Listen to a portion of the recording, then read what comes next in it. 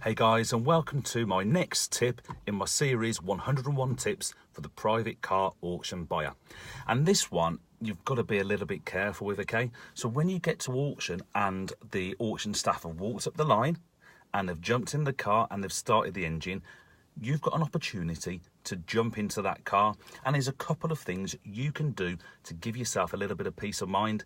Now bear in mind, you're not allowed to drive that car, you're not insured to do so, and also bear in mind, for safety, there are people walking around the car, so you shouldn't go forward and you shouldn't go backwards. So always make sure, if you're going to do something, that you're looking around.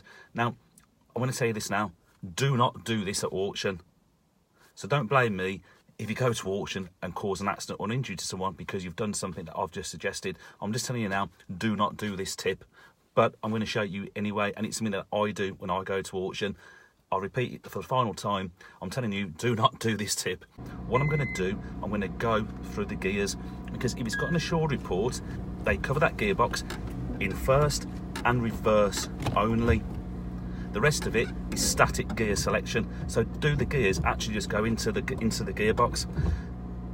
They're not saying the car will pull away or operate in those gears, and they're also not saying that the car won't pop out of gear. So what I tend to do, I'll pop it in first and I'll ease the clutch up slightly and just feel for the biting point, make sure it doesn't pop out of gear.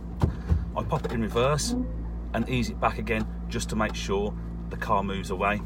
I'll then do second, try and get the bite.